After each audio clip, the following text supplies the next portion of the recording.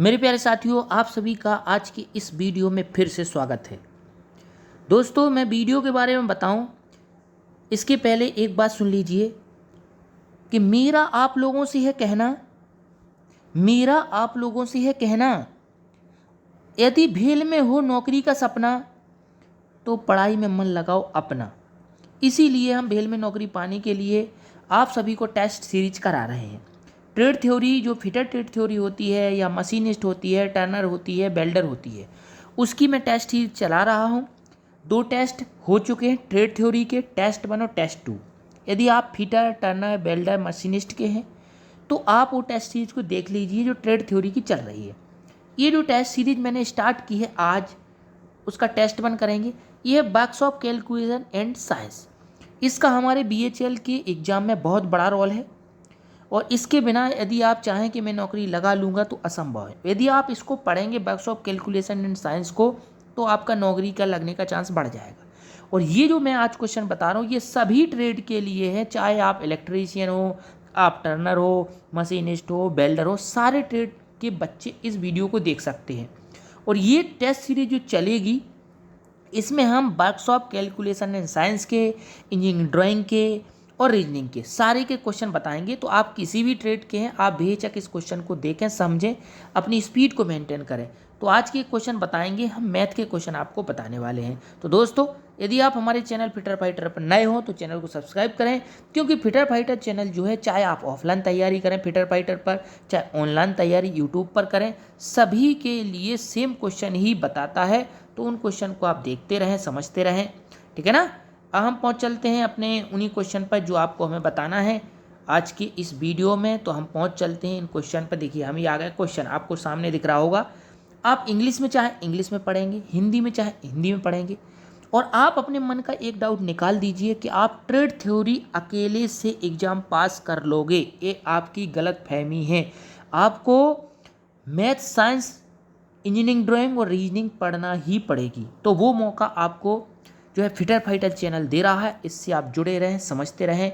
तो हम आज का क्वेश्चन पहला कर देते हैं। देखिए, ये लिखा, इकाइयों की प्रणाली के 2 वर्गीकरण क्या है। इकाइयाँ क्या होती, देखिए यूनिट होता है। What are the 2 classification of system of unit. तो देखो, जो यूनिट होता है इसके 2 सिस्टम होते हैं, एक अंग्रेजों का होता है और एक इंडिया का होता है। तो देखिए, पहले नंबर में ही लिखा हुआ है ब्रिटिश और मीट्रिक। मीट्रिक इंडिया का होता है, ब्रिटिश अंग्रेजों का होता है। जो कहते हैं ना कि अंग्रेज चले गए लेकिन अपनी अंग्रेजी छोड़ गए। अंग्रेजी छोड़ने का मतलब केवल अंग्रेजी से नहीं है, वो अपने यूनिट कन्वर्जन भी हमको छोड़ गए। उन्हें हमें बेबस में पढ़ना पड़ेगा, क्योंकि पुरानी जो मशीनें हैं अंग्रेज़ों के ज़माने की जो पुल हैं, जो ब्रिज हैं, जो ट्रेनें हैं, तो उनको हमें सही करने के लिए हमें ब्रिटिश सिस्टम भी पढ़ना पड़ेगा, प्लस अपने आज के समय के भारत के लिए हमें मीट्रिक सिस्टम पढ़ना पड़ेगा। इसलिए इसका ए आंसर, करेक्ट आंसर होगा ए। मीट्रिक और ब्रिटिश 2 सिस्टम होते हैं, ये सभी के लिए सेम होते हैं, चाहे वो इलेक्ट्रीशियन हो, चाहे फिटर हो, चाहे टर्नर हो, चाहे बेल्डर, कोई भी हो। तो पहला क्वेश्चन को आप याद कर लीजिए कि अंग्रेज जो थे उनका ब्रिटिश था और इंडिया वालों का मीट्रिक हो गया। तो ब्रिटिश और मीट्रिक 2 सिस्टम होते हैं। सेकेंड क्वेश्चन, मौलिक इकाइयाँ क्या होती हैं। What are the fundamental unit. अब ये मौलिक इकाइयाँ किसे कहते हैं भैया। मौलिक इकाइयाँ ये होती हैं जो हमारे सिस्टम में आती हैं। जैसे पहला सिस्टम होता है MKS। तो MKS में होता है, M से होता है मीटर, K से होता है किलोग्राम, S से होता है सेकेंड। ये 3 अल्फ़ाबेट आपके सामने लिखे हुए हैं, M से मीटर, K से किलोग्राम, S से सेकेंड। तो यही फंडामेंटल यूनिट होते हैं, मीटर, किलोग्राम, सेकेंड। अब ये मीटर किसका होता है, लंबाई का होता है। तो देखिए, इसमें भी लंबाई दिया है, इसमें भी लंबाई दिया है, इसमें भी लंबाई दिया है। आगे चेक करते हैं, जो किलोग्राम दिया दूसरे नंबर पे, ये देखिए द्रव्यमान का होता है, ये द्रव्यमान का होता है, ये द्रव्यमान का होता है। ये भी सही हो गया। तो हमारे तीनों ऑप्शन अभी इधर तक मैच हो गए हैं। अब हम देखते हैं एस होता है जो सेकेंड होता है। थर्ड नंबर पे जो एस लिखा हुआ है ये सेकेंड होता है, तो ये समय का है। तो देखिए, इसमें समय मैच कर रहा है, तो इस हिसाब से अपना बी आंसर सही होना चाहिए। देखिए, लंबाई, द्रव्यमान, समय, MK और S, तो ये इसका करेक्ट आंसर हो जाएगा बी, ठीक है ना। इसमें देखिए, पहले आयतन दिया, ये गलत हो गया, ये कन्वर्टेड यूनिट है, ये मौलिक यूनिट नहीं है। देखिए, क्षेत्रफल भी एक कन्वर्टेड यूनिट है। मौलिक यूनिट होते हैं और कन्वर्टेड यूनिट होते हैं। तो मौलिक यूनिट में वो आते हैं जो हमारे MKS, CGS और FPS में जो मेन बेसिक होते हैं, उसे हम मौलिक यूनिट कहते हैं। तो इसका करेक्ट आंसर बी हो जाएगा। अगला है क्वेश्चन, एम अक्षर क्या क्या अर्थ है। What denote letter M in M K S system. M K S system में एम क्या है, तो अभी अभी मैंने बताया एम के एस सिस्टम में एम क्या होता है, मीटर। तो इसका करेक्ट आंसर हो जाएगा क्या, मीटर। तो इसका बी आंसर हो जाएगा, इसमें हम समय बर्बाद नहीं करेंगे। तो इस टाइप के क्वेश्चन यदि बीएचएल में आते हैं तो आप उसका समय बचा करके कठिन क्वेश्चन में लगा सकते हो। तो इसका करेक्ट आंसर हो जाएगा बी, मीटर। अगला क्वेश्चन है, 1 इंच में कितने मिलीमीटर होते हैं। वेरी वेरी मोस्ट क्वेश्चन, आप जितने मोस्ट लगा लें उतने लगा सकते हैं। 1 इंच में कितने मिलीमीटर होते हैं, 1 इंच में होते हैं 25.4 mm। 1 इंच में 25.4 mm होते हैं। तो देखिए इसका बी आंसर करेक्ट आंसर हो गया। लेकिन कभी एग्जाम में अगर मिलीमीटर की जगह सेंटीमीटर आ जाता है तो इसको भी याद कर लीजिए आप, 2.54 सेंटीमीटर होते हैं 1 इंच में। तो ये दो क्वेश्चन मैंने आपको इधर करवा दिए हैं। इसी तरीके से हम आगे भी और क्वेश्चन सॉल्व करेंगे और टेस्ट सीरीज करेंगे। तो आप हमारी टेस्ट सीरीज से जुड़े रहें और बातों बातों में क्वेश्चन सीखते रहें। अगला क्वेश्चन है, देखिए ये है, व्हाट द एलसीएम। एलसीएम मतलब least common multiple of 12, 18, 6 and 36। हमें बताना है एलसीएम निकालना है किसका, 12, 18, 6 और 36 का। तो कैसे निकालते हैं मैं आपको बता देता हूँ। देखिए पहले इसे लिखेंगे 12, 18, 6, 36। ठीक है। अब देखिए कई बच्चे इसको क्या करते हैं, छोटी संख्या से काटते हैं, पर आप इसमें डायरेक्ट छोटी संख्या से भी काट सकते हैं, पर 6 से भी काट सकते हैं। तो 6 से मैं काट देता हूँ, 6 दूनी 12, 6 ती 18, 6 एकम 6, 6 छंग 36। अब हम चाहें तो 2 से भी काट सकते हैं, 2, 1, 3 और 2, 1, तो ये तो है ही है, और 2 से 2 तिया 6। फिर हम 3 से काट देंगे तो ये 1 1 आ जाएगा। ये तब तक काटते जाते तब तक नीचे 1 1 नहीं आ जाता है। ठीक है ना। तो ये कट गया। अब इसका हम गुणा कर देंगे, मल्टीप्लाई कर देंगे, 6 गुणे 2 गुणे 3, तो 6 दूना 12, 12 ती 36। तो इसका करेक्ट आंसर कितना हो गया, 36 हो गया। तो इस क्वेश्चन का करेक्ट आंसर होगा 36। इसका एलसीएम होगा 36। तो इसी तरीके से आप और एलसीएम भी निकाल सकते हैं। अगला क्वेश्चन है, देखिए ये सामने। अब हमें निकालना है इसमें एचसीएफ। देखिए ये एचसीएफ लिखा हुआ है, उच्चतम सामान्य कारक। इसे हम एचसीएफ कहते हैं, हाईएस्ट कॉमन फैक्टर कहते हैं। किस किस का निकाला, 18, 42। ठीक है, 18, 42 और 24 का निकालना है। तो देखिए 18 लिख देता हूँ मैं 42 लिख देता हूँ, मैं 24 लिख देता हूँ। अभी मैं गुणनखंड विधि से आज निकाल देता हूँ। तो 18 के हम गुणनखंड करेंगे इसके सामने। तो देखिए कैसे करेंगे, 3 त्रिका 9 दूनी 18, 18 के हो गए। अब 42 के करेंगे हम। ठीक है, 3 2 जा 6, 6 और 6 7 42। अभी गुणनखंड देखिए करना सीखना पड़ेंगे आपको। 24 के करेंगे, देखिए 3 दूनी 6 दूनी 12 दूनी 24। ये कर दिए। अब देखिए ये पहाड़े आपको सीखना पड़ेंगे। अगर पहाड़े आप अभी नहीं सीखोगे तो बीएचएल में जब जॉब लग जाएगी तो पेमेंट का गुणा भाग करने के लिए सीखना पड़ेगा। इसलिए आप अभी से सीख लीजिए, ठीक है ना। बाद में अगर सीखोगे तो आपको दिक्कत होगी। तो अभी हम चलते हैं। देखिए अब इसमें आपको ये देखना है कॉमन चीज़ कौन कौन सी है। ये देखिए कॉमन चीज़ देखना पड़ेगी, क्योंकि इसमें देखिए कॉमन दिया गया था, हाईएस्ट कॉमन फैक्टर। तो देखिए इसमें 3 है, इसमें 3 है, इसमें 3 है, तीनों में तो एक 3 निकल आया। इसमें भी 2 है, इसमें भी 2 है, इसमें भी 2 है, तो 1 2 निकल आया। अब और कोई चीज़ कॉमन इसमें नहीं है। देखिए 7 इसमें है, लेकिन ऊपर 7 नहीं है, नीचे भी 7 नहीं है, नीचे जो 2 है, तो इसमें 3 और 2 निकला केवल। तो 3 2 जा कितना हो गया, 6। जो कॉमन होगा वही निकालना। तो इसका करेक्ट आंसर हो जाएगा 6। अब ये क्वेश्चन आपको अब सरल लग रहा होगा, और यही सरल क्वेश्चन जो है आपको एक एक नंबर दिलाएंगे बहुत ही फटाक से एकदम। चलते हैं अगला। दी गई मिश्रित भिन्न के लिए अनुचित भिन्न क्या है। देखिए भिन्न 3 प्रकार के होते हैं। ठीक है, एक होता है उचित भिन्न, मैं लिख देता हूँ। एक होता है अनुचित भिन्न, आप समझ जाओगे, आज का ये वीडियो देख लोगे आपको बहुत सारी चीज़ें सीख जाओगे। एक होता है मिश्र भिन्न। ठीक है, मिश्र मतलब मिक्सचर होती है। अब मैं 3 एग्जाम्पल लिख देता हूँ। उचित भिन्न जो होता है उसका ऊपर छोटा होता है, नीचे बड़ा होता है। अनुचित भिन्न वो होता है जिसमें ऊपर बड़ा होता है, नीचे छोटा होता है, वो अनुचित भिन्न होता है। मिश्र भिन्न में आगे सही बटा होता है, जैसे 1 सही 3/4। अब इसमें अनुचित भिन्न पूछा गया तो अनुचित भिन्न में बता देता हूँ। देखिए ए ऑप्शन दिया गया है, बी ऑप्शन दिया गया है, सी ऑप्शन दिया गया है और डी। इसमें बताना है अपन को मिश्रित भिन्न के लिए अनुचित भिन्न। अब मिश्रित भिन्न के लिए हमें अनुचित भिन्न बताना है। तो देखिए मिश्रित भिन्न ये दी गई है ऊपर, 7 सही 3/7, 7 सही देखिए ये दी गई 7 सही 3/7। इसको तोड़ना है, तो तोड़ते कैसे हैं, देखिए इसका 7 का 7 में करते गुणा। तो 7 7 कितने हो गए, 49। 49 में ऊपर वाला 3 करते प्लस, तो 49 में 3 जोड़ेंगे कितने हो गए, 49 में 3 जोड़ेंगे तो 52। नीचे क्या है 7। तो देखिए अनुचित भिन्न तो है, लेकिन किसके लिए है ये, 7 सही 3/7 के लिए है। तो इसका करेक्ट आंसर हो जाएगा 52/7। यानी हमें ये बताना था कि ये ऊपर जो संख्या लिखी थी इस संख्या के लिए अनुचित भिन्न कौन सी है, तो इसका ई आंसर करेक्ट आंसर हो जाएगा। तो मैंने आपको 3 भिन्न सिखा दी, उचित भिन्न, अनुचित भिन्न और मिश्र भिन्न। अब चलते हैं नेक्स्ट। देखिए इसको भिन्न में हमें बदलना है। ये संख्या दी गई है 0.000659। अब आप आज सीख जाओगे तो कभी ज़िंदगी में नहीं भूलोगे। सबसे पहले हमें अंकों को गिनना है। हम अंकों को गिन देते हैं भैया।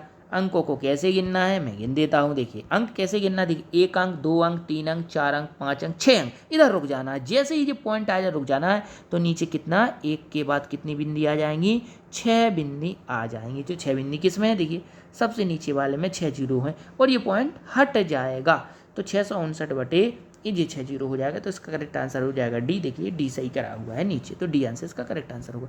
इस तरीके से बातों बातों में आप सीखते जाइए, समझते जाइए। अब देखिए इस भिन्न को हमें सरल करना है। दिया गया है 3/4 प्लस 2/5, ठीक है, और माइनस 5/20। अब इस भिन्न को हल करने के लिए आपको एलसीएम आना चाहिए। हमें नीचे वाली संख्याएं जो है ये देखिए, एक संख्या ये 4 दी गई है, एक 5 दी गई है और एक 20 दी गई। इनका हमें एलसीएम लेना पड़ेगा। तो मैंने एलसीएम ले लिया है, इसका एलसीएम होगा 20। आप कर लेना। अब क्या करना है, नीचे वाली जो संख्या है उसका हमें 20 में भाग देना है और जितने बार भाग जाए उसका ऊपर क्या करना है, गुणा करना है। तो हमने 4 का भाग किस में दिया, 4 का भाग 20 में दिया। तो 4 का भाग 20 में 5 बार जाए तो 5 का हम ऊपर गुणा कर देंगे। तो 5 × 15 हो गया, एक सॉल्व हो गया। अब आगे बढ़ते हैं। अब हम इस 5 का भाग 20 में देंगे तो 4 बार जाएगा। तो हम इधर 4 का गुणा कर देंगे तो 4 दूनी 8, दूसरा सॉल्व हो गया। माइनस का माइनस लगा देंगे। अब हम इस 20 का भाग 20 में देंगे, एक बार जाएगा, एक का गुणा ऊपर कर देंगे, 1 हो जाएगा। तो 5 × 5 हो जाएगा। अब देखिए 15 ये प्लस का है और 8 प्लस का है। तो 15 और 8 कितना हो गया, 23। 23 में से 5 चला गया तो बचा कितना, ठीक है, 15 और 8 कितना हो गया, 23। 23 में से कितना चला गया, 5। तो 23 में से 5 चला गया तो बचा कितना, 18। तो 18/20 इसका आंसर कितना आया, इसका आंसर आया 18/20। अब 18/20 आपको कहीं नहीं दिख रहा, देखिए कहीं नहीं है। तो इसको काट देंगे हम 2 से। तो 2 9 में 18, 2 इदम 20, तो 9/10। तो इसमें देखिए बी आंसर में दिया क्या, 9/10। अब 18/20 देख करके मैं भी एक बात चकाचौंध हो गया कि 18/20 तो है ही नहीं। मैंने सोचा मेरा क्वेश्चन गलत हो गया है। भाई हो भी सकता है। तो ये 18/20 को हमें काटना, तो 9/10। तो इसका करेक्ट आंसर हो जाएगा बी। तो आप इसी तरीके से प्लस माइनस आप हल करेंगे, ठीक है ना, भिन्नों के। अगला आगे देखिए, ये भाग का है। ये भाग की भिन्न सीख लीजिए, क्योंकि बीएचएल के सिलेबस में गुणा भाग जोड़ घटाव सब दिया गया है। अब भाग की भिन्न में कैसे होता है मैं आपको बता देता हूँ। देखिए भाग के पीछे ये 15/62 है। तो जो भाग का होगा वो गुणा हो जाएगा, जैसे 20/31। और जो बीच में भाग लगा हुआ है इसका हो जाएगा गुणा, और पीछे वाली संख्या पलटना है। कई बंदे क्या करते हैं, आगे वाली संख्या को पलट देते हैं, तो उनका रिजल्ट भी पलट जाता है। तो आपको ऐसा नहीं करना है, आपको सही संख्या को भी पलटना है, आपका रिजल्ट सही आएगा। मैं पलट देता हूँ। जो 15/62 लिखा था इसको मैं 62/15 लिख देता हूँ। अब इसको काट देता हूँ। 31 से काटेंगे तो ये 2 बार जाएगा। 5 से काटेंगे तो 5 × 15, 5 × 20, 4 बार जाएगा। अब ऊपर 4 बचा हुआ है, 2 बचा हुआ है, तो 4 दूनी 8, तो 8/3। अब 8/3 हम देख लेते हैं किस ऑप्शन में दिया गया है। 8/3 देखिए, 8/3 सॉल्व करके देखना पड़ेगा। देखिए इसमें देखिए 3 दूनी 6 7, 3 दूनी 6 4 10। देखिए डी ऑप्शन में दिया गया है 8/3, क्योंकि 8/3 को ही हम 2 सही 2/3 कह सकते हैं। कैसे कह सकते हैं, 8/3 तो 3 का भाग हम 8 में देंगे। जब हम 3 का भाग 8 में देंगे तो 3 दूना 6, कितना बचेगा, 2। अब जो नीचे 2 बचेगा इसको 2 ऊपर लिख देंगे, 3 ऐसे नीचे लिख देंगे। तो इस तरीके से लिखा जाता है। तो 2 सही 2/3 की वैल्यू होती 8/3। तो इसका डी आंसर करेक्ट आंसर होगा। अगला आ जाता है, देखिए what is the product of the, हमें गुणा करना है दशमलव का गुणा। ये गुणा बहुत लोग गलत करते हैं, लेकिन आज के बाद आप नहीं करोगे। मेरा गुणा समझ लोगे, कभी आप जिंदगी में नहीं करोगे।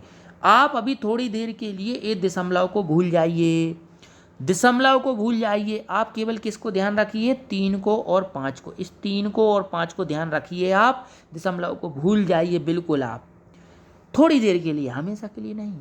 तो 5 × 15, अब 15 कर दिया हमने, 5 का 3 का गुणा कर दिया। अब दशमलव को याद करिए। देखिए ये वाला जो है 1 पे दशमलव है, 5 में देखिए 1 पे दशमलव है, 1 अंक बाद। और इसमें देखिए 1 2 3 अंक बाद है। तो 1 अंक पे है 5 में और 3 अंक पे है इसमें 3 में। तो टोटल कितने अंक पे लगेगा, 4 अंक पे दशमलव लगेगा। अब हम गिनते हैं, 1 अंक, 2 अंक, 1 जीरो बढ़ाएंगे 3 अंक, 1 जीरो बढ़ाएंगे 4 अंक, और इधर पॉइंट रख देंगे। यानी फाइनली हम कहेंगे कि 4 अंक पे दशमलव होना चाहिए। आगे जीरो हो चलेगा, नहीं जीरो हो तो भी चलेगा। तो देखिए 4 अंक पे दशमलव इसमें है, देखिए गिन लीजिए 1 2 3 4 अंक पे दशमलव है, तो आपका बी आंसर इसका करेक्ट आंसर हो जाएगा। और ये गुणा कई बच्चे गलत करेंगे, तो आपको गलत नहीं करना है, क्योंकि दूसरे बच्चों से आपको अलग हट के रहना है। अब अगला है ये सिंप्लीफिकेशन है, इसको हमें सरल करना है। कैसे हम सरल करेंगे उसको बता देते हैं। हम थोड़ा सा इधर उतार लेते हैं। 17.49 आप आराम से बिल्कुल हल करना। 5.2 और नीचे आ जाता है 6.5। अब देखो इसको कैसे हल करना है, ऊपर देखिए 17.49 का हम दशमलव हटाएंगे तो नीचे 100 का गुणा कर देंगे। इसके बाद 0.52 का करेंगे, सॉरी 100 का गुणा।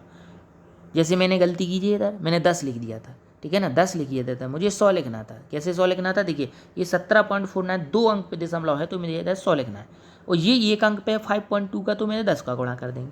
इसके बाद 6.5 का 1 नंबर का है, तो नीचे का दशमलव हटेगा तो ऊपर 10 का गुणा होगा। ठीक है, ये हो गया। अब सारे दशमलव हट गए हैं। अब ये 10 से आप 10 काट लीजिए, 13 से आप काटिए, मैं अलग रंग से काटता हूँ। 13 से काटिए, 13 चौका 52, 13 पना 65, ठीक है ना।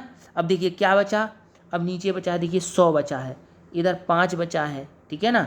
अब मैं इसको कैसे हल करूँगा, मुझे कुछ देखना पड़ेगा। 4 से काट देते हैं, देखिए 2 दूना 4, इधर आ गया कितना 50, फिर मैं 2 से काट देता हूँ, इधर आ गया 25।